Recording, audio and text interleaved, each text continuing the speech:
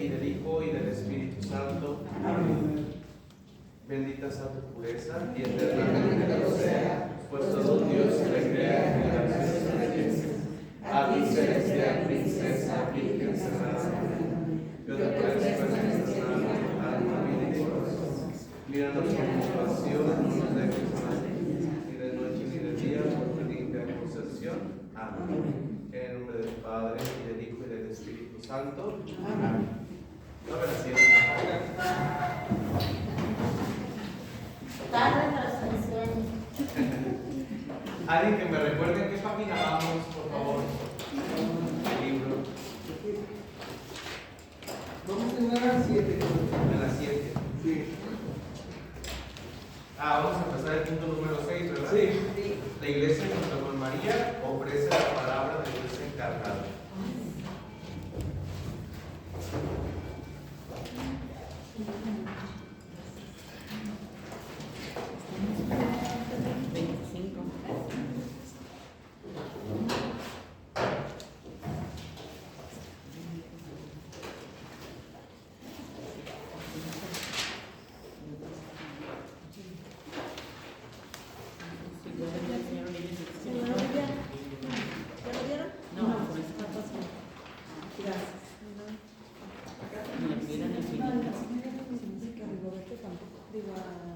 Bien, vamos empezando a ver el título y vamos a ver de qué vamos a hablar durante este subtítulo que vamos a ver. Primero dice la iglesia. ¿Qué significa la palabra iglesia? Iglesia significa comunidad o también asamblea. ¿Han escuchado ustedes un canto muy famoso a la entrada de misa que dice pueblo de reyes? ¿Qué más? Asamblea santa, pueblo sacerdotal. Ok, la iglesia es una asamblea, es una comunidad. En la antigüedad los judíos se reunían en pequeñas comunidades para estudiar la Biblia. Hagan de cuenta como nosotros, que somos una comunidad pequeña para estudiar la Biblia. ¿Y cómo se llamaba esa comunidad? Sinagoga. Era la sinagoga. En las sinagogas no había sacrificios para Dios, eso solamente era en el templo de Jerusalén. Pero en las sinagogas se estudiaba la palabra de Dios, se daba algún consejo, se escuchaban a los demás, o sea, era una comunidad. Fue, digamos, imagen de la iglesia, la sinagoga del Antiguo Testamento. Nosotros sabemos que la iglesia es una comunidad, una asamblea de quienes conforman esta iglesia. La iglesia es una comunidad de los bautizados. Abajo de comunidad, ¿qué dice? Asamblea. No, comunidad. Aquí. Arriba, Comunidad, asamblea. Gracias. Ajá. Iglesia y acuerdo. La iglesia es una comunidad de bautizados. Para que nosotros podamos formar parte de la iglesia, debemos estar bautizados. Si no somos bautizados, no fuéramos parte de la iglesia católica. Ahora, una vez que somos bautizados, lo sabemos bien, es un sello que imprime el Espíritu Santo en el corazón de cada uno de nosotros, en el alma, que nadie lo puede borrar. De hecho, en el Código de Derecho Canónico se dice que el bautismo es un sacramento que imprime carácter. Así, no sé si han escuchado esa expresión. Imprime carácter. Ajá. Quiere decir que es como un sello indeleble, que no se puede borrar. Por eso cuando los apóstatas, o sea, aquellas personas que dicen, yo ya no quiero ser católico, y van a la parroquia y den un acta de desbautismo, eso no existe. O se cortan la coronilla del pelo para decir, aquí me cayó el agua, ya no quiero ser católico, eso no existe. Porque el sacramento va hasta lo hondo del alma del ser humano. ¿Sí? Entonces, la comunidad de bautizados. ¿Dónde nace la iglesia? Como comunidad de bautizados. Vamos a ponerla así, nace en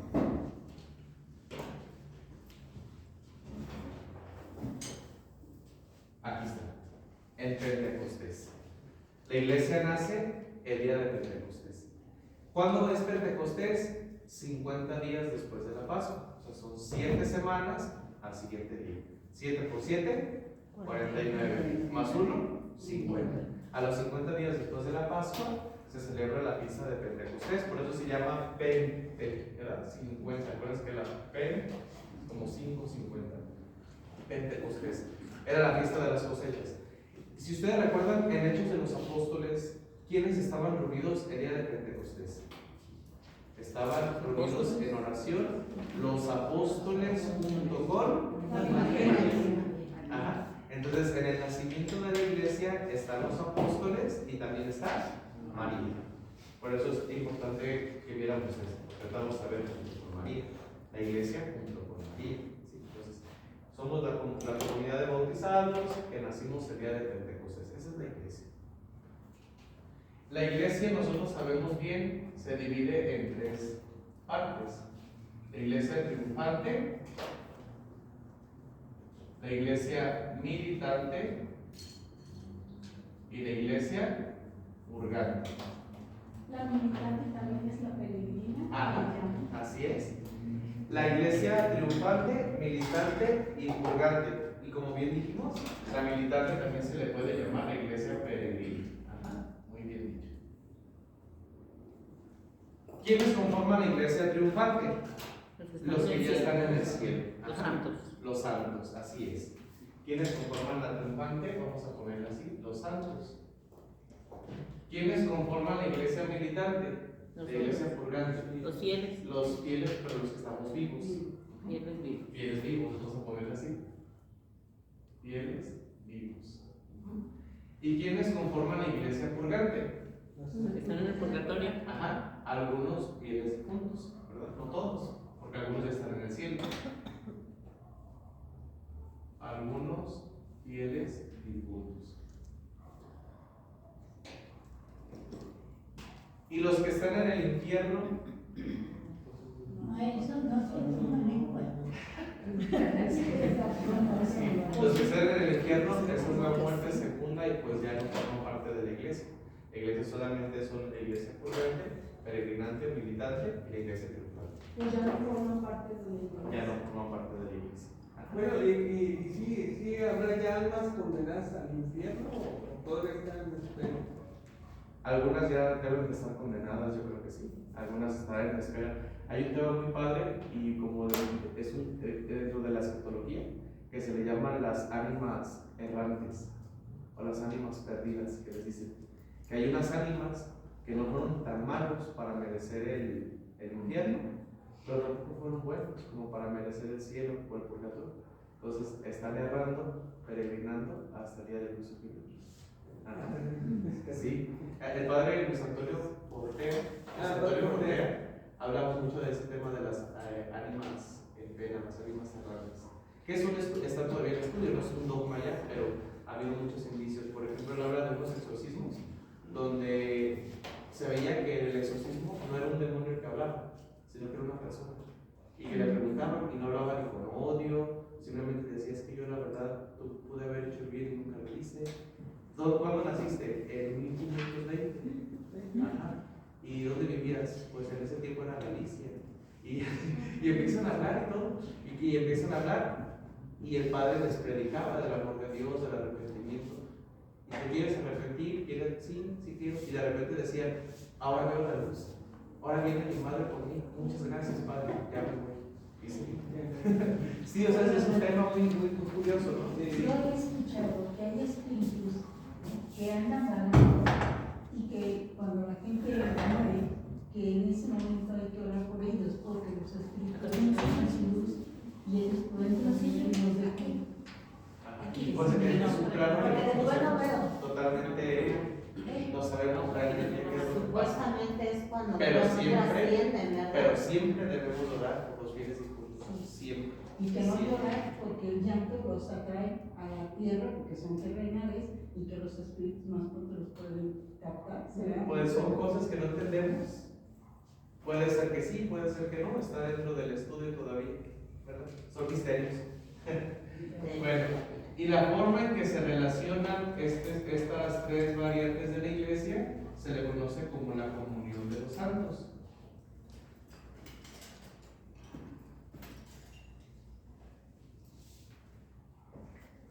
es importante entender la comunión de los santos, porque luego ustedes van a misa dominical y el padre les pregunta, ¿creen en la iglesia, en la comunión de los santos, en el perdón de los pecados y en la vida eterna? ¡Ay, sí creo! ¡Sí creo!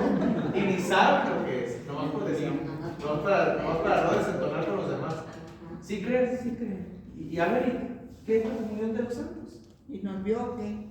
¿Mande? ¿Nos vio qué? Pues no, pero me las imaginé.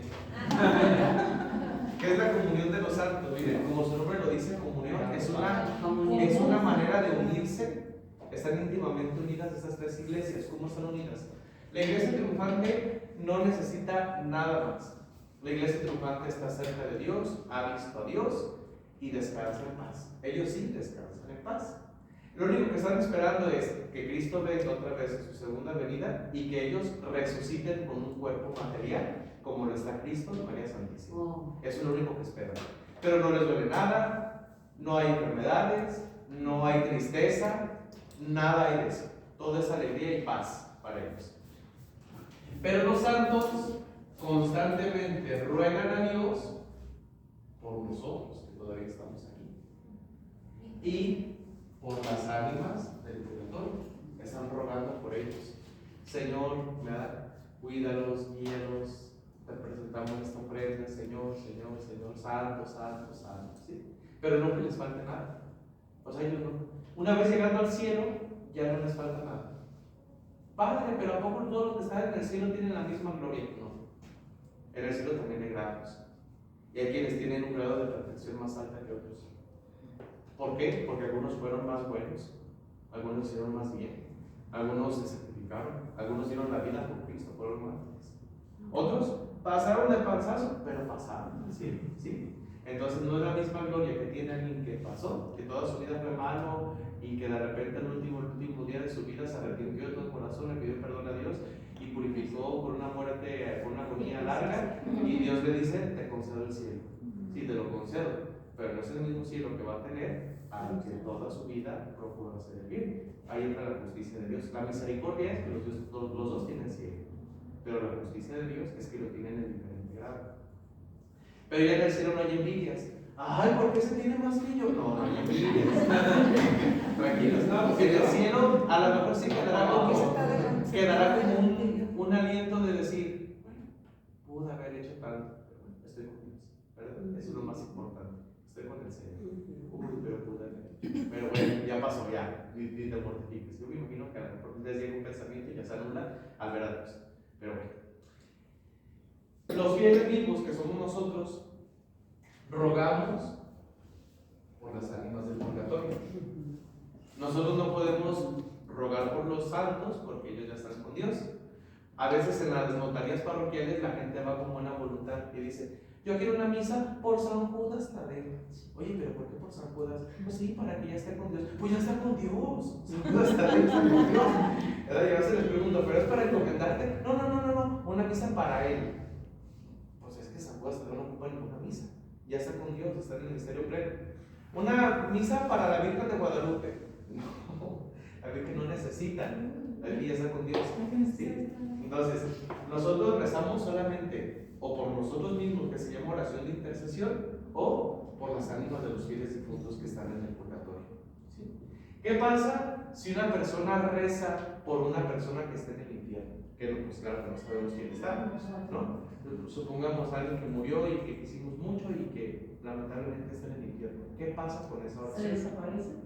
No, se pasa al otro. La oración, hay un principio que se llama economía de la salvación. ¿Sí? Y hablar de economía, hablamos de administración. Anteriormente se pensaba que las oraciones que se hacían por una persona en el infierno se anulaban, como diciendo, pues ya para nadie sirvieron porque iban dirigidas a esa persona y se acabó, ¿no? O sea, en vano, se ha rezado en vano. Ciertamente no lo aprovechan a la persona que está en el infierno, pero lo sabemos ahora. Incluso ha sido una de las revelaciones privadas que han dado las ánimas del purgatorio, cuando les han preguntado precisamente esto. ¿Y qué pasa cuando alguien reza por una persona o que está en el infierno o bien que ya se salvó y que está en el cielo y se sigue rezando por esa persona. Dice, en la economía de la salvación, toda oración que se hace a Dios es escuchada y es importante. Claro, depende mucho de la pureza de tu corazón con que lo hagas, de la intención con que hagas la oración, pero la mayoría de las oraciones que se le hacen a Dios son oraciones sencillas, oraciones llenas de amor, y Dios, un acto de amor y de tu voluntad, no lo puede anular. ¿Por qué? Porque para Él es muy valioso. Entonces, ¿qué es lo que pasa? En la economía de la salvación, esa oración va destinada a la persona que más necesite la misericordia de Dios, ¿sí? Y en el purgatorio han dicho las ánimas que la encargada de repartir esas gracias es la Santísima Virgen María. Entonces, en el purgatorio a la Santísima Virgen la conocen como la Madre de la Misericordia, así le dicen a ella, porque ella está pendiente de las oraciones, no se van a desperdiciar. Por eso yo siempre les digo en misa a la gente, ustedes sigan rezando por sus fieles difuntos hasta que les dé Alzheimer, hasta que ya no se acuerden de nada, pero todos los días pidan por ellos.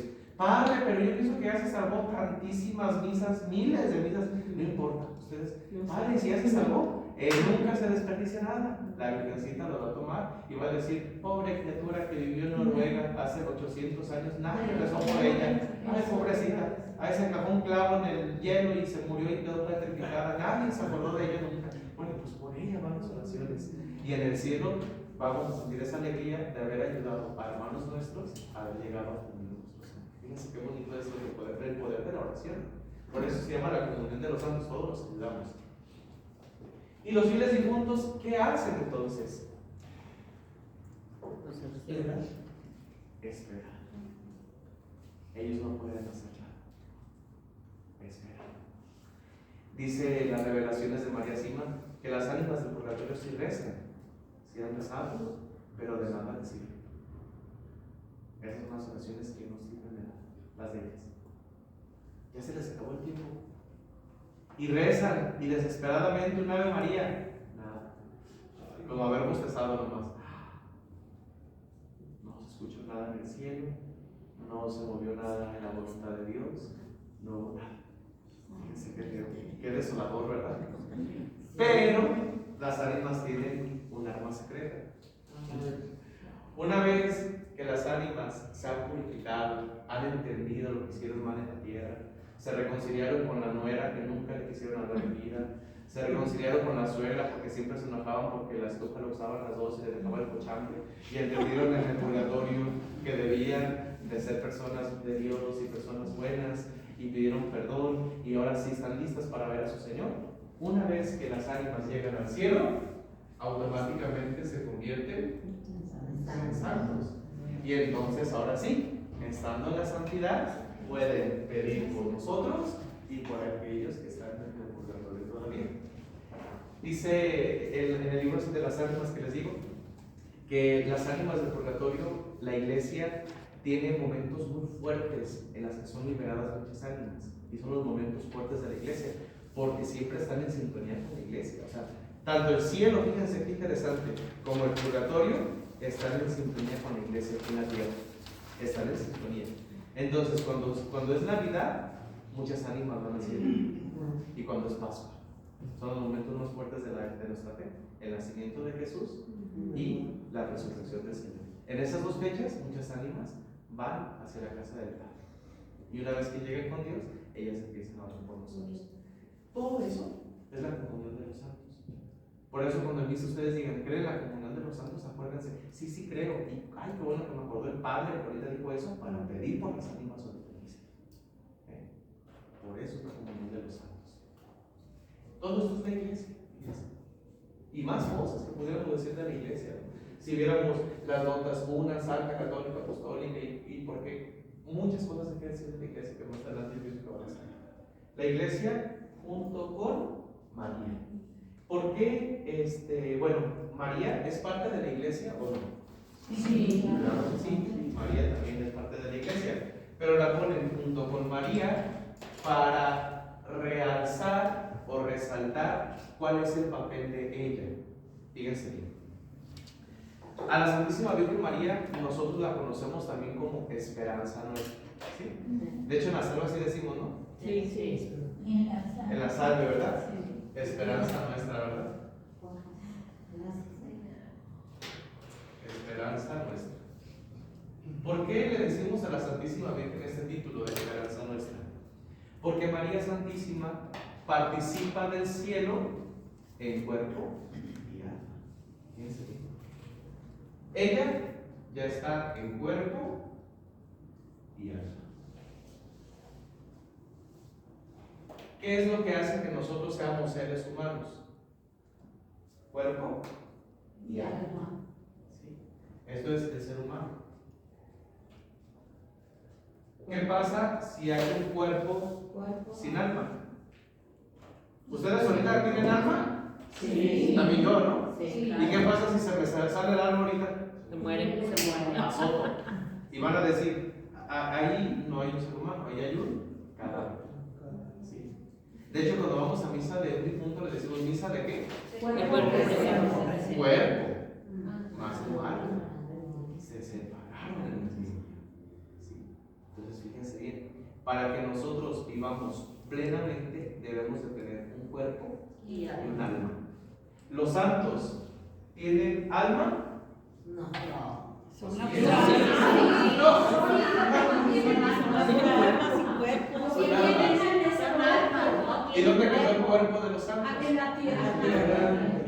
Y pobres de los santos, porque se los hacen pedacitos para llevárselos a todo el mundo. Que la reliquia, ay, que tengo una reliquia de Santo Toribio. Pobre Santo Toribio, está repartido en todo el país, ¿verdad? Entonces su cuerpo está partido en todos los lados. Entonces, el cuerpo de los santos está aquí. Podemos venerar sus restos mortales. Ay, que las reliquias de San Pedro Apóstol, que las reliquias de San Juan Bautista, que las reliquias de todos los santos. Mas, sin embargo, ellos, por eso digo, esperan el momento de la resurrección de Cristo, cuando Cristo haga resurgir de la tierra a los muertos y a todos nos vuelva a dar un cuerpo. ¿Cómo será ese cuerpo? Es un tema escatológico que todavía está en estudio, porque no hay nada dicho de eso. Lo que sí sabemos es que es un cuerpo glorioso, y que un cuerpo glorioso ya no necesita comer, aunque lo puede hacer. Ya no necesita descansar, aunque lo pudiera hacer. El cuerpo glorioso es el cuerpo de Cristo resucitado.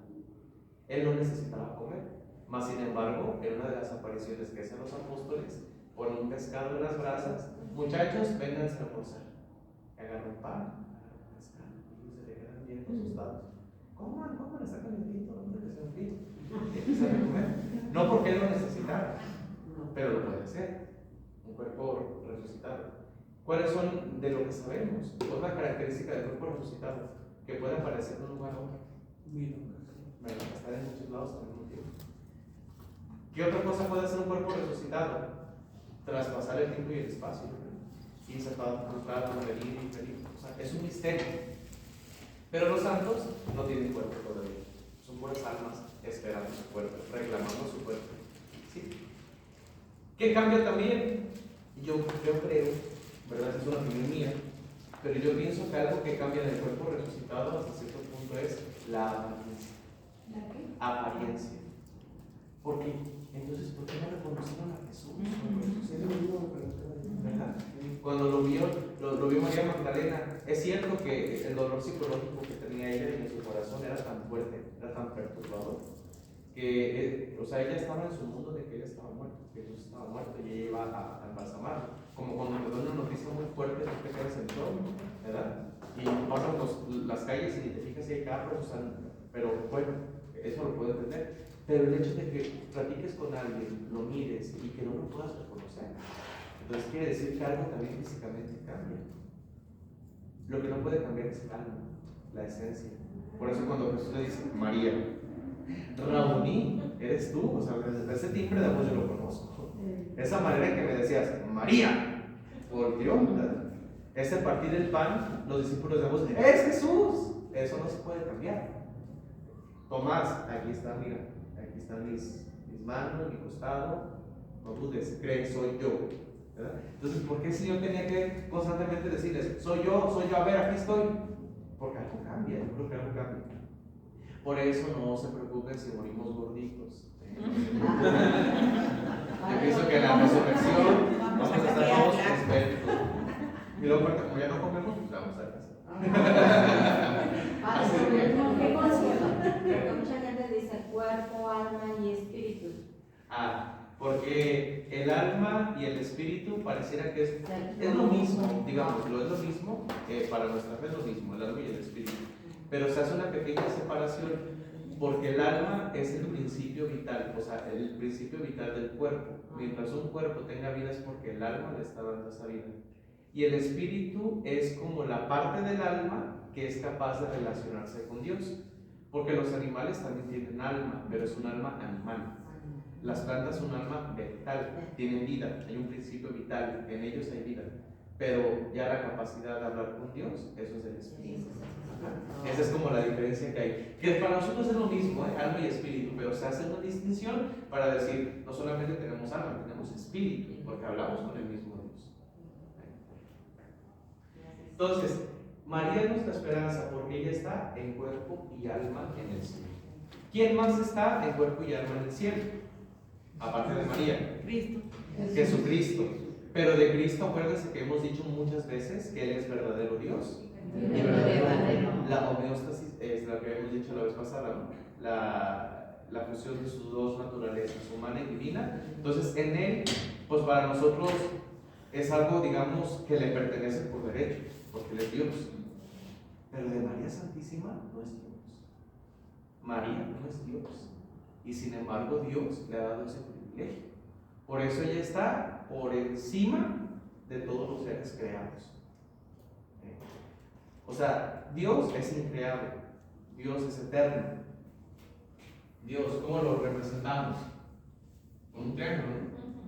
El Padre, el Hijo y el Espíritu Santo.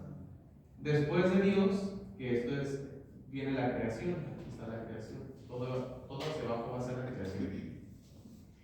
¿Quién está en la corona de la creación? María. María. Después de María, ¿quiénes están?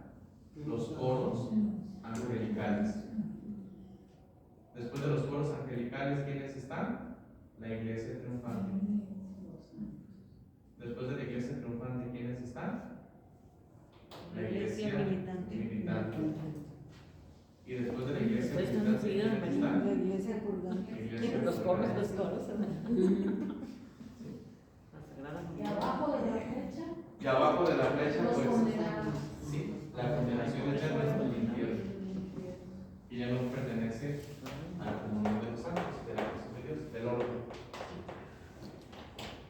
Entonces María está aquí. Por eso Nuestra Señora, hacemos esta distinción, o sea, la iglesia, que es esto, junto con María. O sea que gracias a María podemos estar más cerca de Dios también. Porque nosotros aquí estamos, ¿no? Imagínense que por eso como el seguro social. Vete a la ventanilla de Dani y cuánto acaba haciendo todo lo que nos falta por subir. Sí. Pero como María ya está aquí. Entonces es el nexo con Dios. Cercanísimo. Entonces por eso dice, la iglesia junto con María ofrece la palabra de Dios encarnada. ¿Y quién es esa palabra de Dios encarnada? Ya lo hemos visto muchas veces. Cristo. Y Cristo, que es nuestro Salvador y nuestro Señor, que también es Dios, se ofrece al Padre en la comunión del Espíritu Santo por toda la iglesia. Y por eso aquí nosotros podemos ver que Cristo, que es la palabra de Dios encarnada, que es el mismísimo Dios de la Santísima Trinidad, en cada misa lo hacemos de una manera preciosísima, en lo que se le llama la doxología final. Ajá. Por Cristo, con Él y en Él. Fíjense lo que decimos. Por Cristo, con Él y en Él. ¿Qué más? A ti Dios Padre omnipotente, En la unidad del Espíritu Santo, todo honor. Y ahí se tiene que responder un amén. Fuerte. Amén. Por eso se llama la doxología final, porque ahí termina la plegaria eucarística. Es después de la consagración que viene el recuerdo de la iglesia, el encomendar al Papa, a los obispos, a los difuntos, y Y todo eso por Cristo nuestro Señor, porque concedes al mundo todos los bienes. Y al Padre levanta el cáliz, ya con la sangre de nuestro Señor y el cuerpo de Cristo. Por Cristo, con Él y en Él. Ese es el momento más importante donde toda la iglesia se une. La iglesia del cielo, la de la tierra y los del purgatorio están prendidos en el cáliz, mirando fijamente el cáliz, porque es Cristo quien se ofrece al Padre. Por Cristo, con Él y en Él. Y una vez hubo una experiencia muy paranormal en un panteón. Era un 2 de noviembre en Poncitlán. Era la misa de los fieles difuntos, la celebrábamos en el panteón, ahí con toda la gente del panteón, o sea, los familiares de los difuntos. Entonces nos poníamos en la explanadita del panteón y yo celebré la misa, ahí creo que fue misa de 12 del mediodía, por todos los fieles difuntos. Ese día se leen un cuaderno de intenciones, ¿no? Todos. Cuando yo hice la doxología final, yo levanté el cáliz, estaba pesadísimo, pero fue algo de verdad que no lo puedo explicar hasta la fecha. O sea, porque un cáliz no pesa, tú lo levantas y todo. Porque estaban uno Lo levanté, no, Te encimaron los muertos. todos estaban agarrando, yo creo que sí, de Cristo. Ese es el momento, o sea, lo que estaban esperando. Se agarraron, yo sí lo sentí. No lo pude levantar. todos los que estaban anotados. Así, hasta aquí lo pude levantar. De verdad, y estaba bien pesado. Sentí como una piedronona, así. Y hasta me encorvé, yo me acuerdo que me encorvé. Por Cristo, con Él, así yo estaba tenso. No pude, de verdad, es algo, no me lo puedo explicar. Y después, cuando ya me iba a comulgar, hasta con un teatro. Las ánimas estaban con todo. Sí, ahí está. Yo siempre les he rezado mucho a las ánimas, les tengo mucho cariño porque, primero Dios, a lo mejor un día voy a estar ahí. Espero que sí. Entonces yo les estoy rezando para que el día que me reciba, pues ahí también yo estar con ellas y decir, ay, pues toda la gente que reza por nosotros. Así de que, rezar por las ánimas. Muy bien. Bueno, pues todo eso es lo que viene aquí, se los acabo de resumir. Es lo de la página 7 y la página 8. Es lo mismo. Miren, vienen unas preguntas en la página 8 y en la página 9. Eso les van a hacer de tarea. Ahí pónganle tarea. Esta yo no les he dejado nada de crucigramas, ¿sabes? No. Para la otra les traigo uno. Ah, y la tarea que les dejé ni la hicieron. Ay, no, las letanías, ni se las sabían. Eso lo van a hacer de tarea. Vamos entonces a la página número 9. Vamos, página 9, tema 2, María en el Antiguo Testamento. ¿Puedo borrar esta? Sí.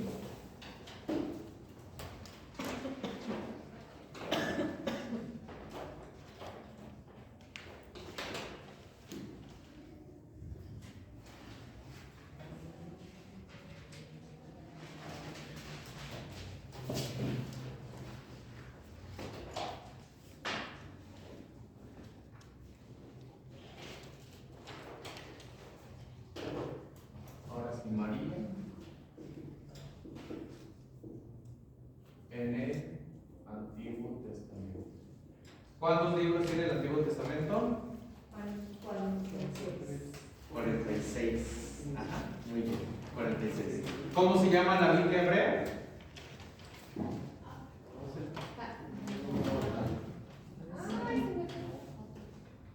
¿No es la Torah? No.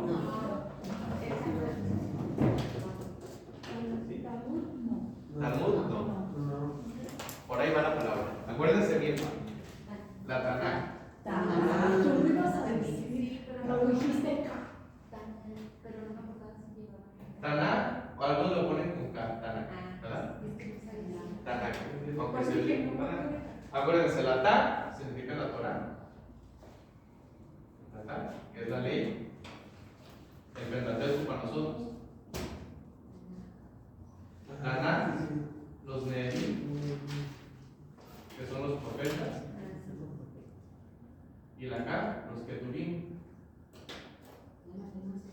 que son los libros sapienciales. Acuérdense, eso es base. Sí. Acuérdense. Nomás sabemos a eso. cuando vimos los salmos, era parte de Ketubim, que era salmos, cantar de los cantares, es esa parte de la Biblia. ¿Sí? Entonces, vamos a ver María en el Antiguo Testamento, es decir, tanto en la Torá, como en los Galim, como en los Ketubim. ¿Sí? Entonces, María en el Pentateuco, María en los profetas y María en los ángeles. Para eso vamos a ver diferentes citas. La vez pasada vimos, por ejemplo, una cita de la Torá, que es Génesis 3:15, que le llamamos el proto-evangelio. ¿Se acuerdan de eso? Sí. Y el proto-evangelio de Génesis 3:15 es cuando Dios promete un Salvador, enemistad entre ti y la mujer, entre tu descendencia y la suya, tú tratarás de morderle el talón, mientras que un descendiente de ella te aplastará la cabeza. ¿Quién aplasta la cabeza del dragón? Jesús.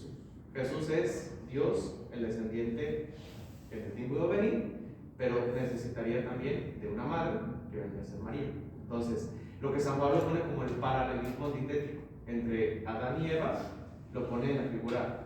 Lo contrario de Adán es Jesús, lo contrario de Eva es María.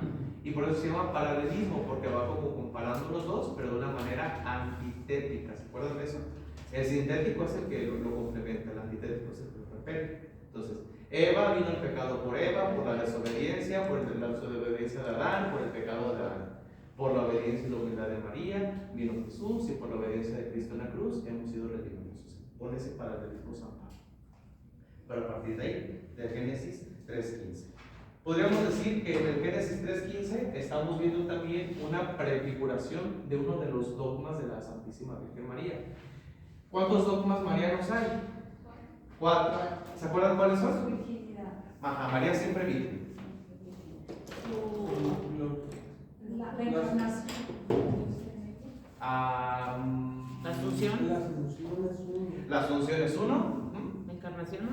No, la encarnación es un dogma de Cristo, pero no de María. Llamando a María siempre virgen, la gloriosa Asunción, La la Inmaculada Concepción, la y falta gloriosa, una, la que se celebra el 1 de enero. la gloriosa Asunción. Madre de Madre Dios. María, Madre de Dios. Muy bien. Entonces, ¿cuál de los 4 dogmas está prefigurado en Génesis 3:15? Madre de Dios. María siempre virgen. No. Que iba a ser nacido de una mujer. Ajá, pero si el descendiente nacido de una mujer iba a aplastar el pecado, entonces el descendiente de esa mujer tenía que ser limpio del pecado. Por lo tanto, la madre tenía que ser limpia del pecado. Inmaculada Concepción. Ah, sí, protoevangelio, enemistad pondré entre ti y la mujer, entre tu linaje y su linaje, él te pisará la cabeza, mientras acechas tú su calcaña. Que es como su talón, ¿verdad? Su piel, su tobillo. Siempre virgen, madre de Dios. Siempre virgen, madre de Dios, Inmaculada Concepción y gloriosa Asunción. Son esos 4. Ajá. Muy bien.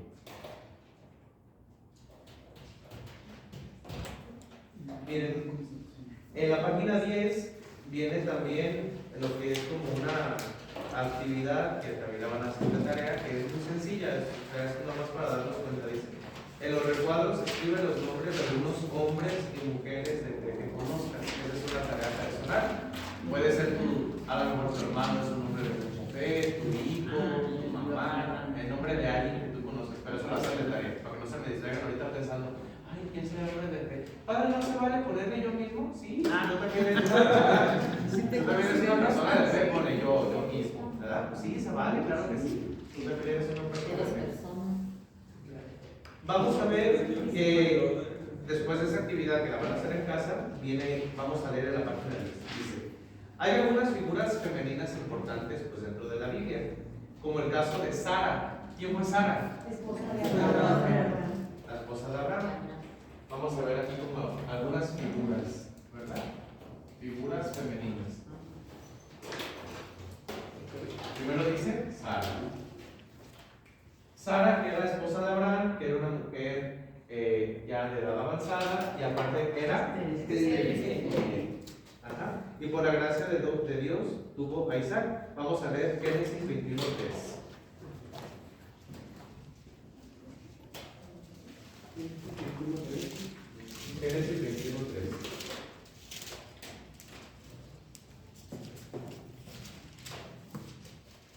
21:3.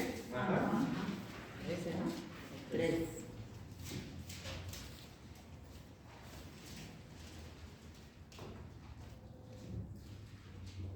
¿Qué dice Génesis 21:3? Abraham puso al hijo que le había nacido y que le trajo Sara el nombre de Isaac. Ajá. ¿Y se acuerdan ustedes de lo que significa Isaac? Ya se los he dicho muchas veces.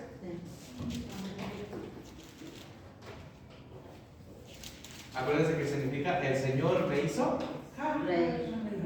ese rey, el hijo de la risa. El Señor me ha hecho rey. Eso significa Isaac, ¿verdad? Porque recordé, ¿se acuerdan del pasaje? A mí me encanta ese pasaje de la encina de Mamre. Cuando están en. Con la ¿verdad? incrédula de Sara. La incrédula que estaba haciendo de comer. El año que viene vas a tener un hijo, Abraham, tú y tu mujer. Y Abraham viene emocionado. Ay, pues muchas gracias por sus bendiciones. Y la otra risa y risa, pero por dentro. Dice la palabra de Dios que por fuera estaba ella muy seria, muy mustia, ¿verdad? Pero por dentro estaba que se moría de la risa. Se estaba diciendo: los que van a la sal, no por dentro. ¿Por qué te ríes, Sara? Y ahora se asustó. No, yo no me reí. Y dice Dios que eran esos tres personajes. No digas que no porque lo hiciste. No me digas. Entonces ella entró miedo, un temor. Ellos son profetas, porque ¿cómo supo que me están riendo? ¿No? De esas veces que tú estás así como bien a gusto y por dentro. Pues sí, porque. De esas veces que estás en misa de cuerpo presente tú, ¿no? Que estás así nomás en automático. ¿Verdad? Así tú pensando en la inmortalidad del cangrejo. ¿Verdad? Y además cuando escuchas la campana, hasta eso sí, apure las manitas. Pero sí. ¿Te creen que no me los cae? Pero sí, el padre era una edad inadecuada. Claro, sí, o sea, obviamente, o sea, sí, por eso la Biblia lo pone como ejemplo. Y por eso ella se acordó. Y cuando nació, le puso Isaac. Es que me hizo reír, ¿cómo puede ser posible? Qué bueno es Dios, ¿no? Y luego viene Rebeca. ¿Quién fue Rebeca? ¿Se acuerdan de Rebeca? Sí. A ver, vamos a leer Génesis 25-21. Cavaron de nuevo otro pozo y también por este discutieron. Por eso Isaac lo llamó Sintana. ¿Sí es 25-21? No. Ay, no. Sí, ¿verdad? Es 26. Fue una como el paso adelante. Isaac suplicó al Señor por su mujer porque era estéril. El Señor oyó su oración y ella quedó embarazada. Ajá. Entonces, muchas gracias. El Señor dice Isaac. Entonces, ¿quién es Rebeca? La esposa de Isaac. Oye, pero como que esa familia, ¿qué pues? Sara, estéril y de edad avanzada. Bueno, tienen a Isaac. Ya lo criaron, creció el chiquillo como sea. Y de entre todas las mujeres de aquella región, se fijó en Rebeca. Y dice la palabra de Dios, y Rebeca era estéril. Oh, pues, es que no crean que fue una coincidencia. Dios así lo había dicho. ¿Para qué? Para que se demostrara su poder en medio de esa adversidad. Porque pues Dios puede hacer lo que quiera, ¿no? Y de Isaac y de Rebeca, ¿quién nació? Judith.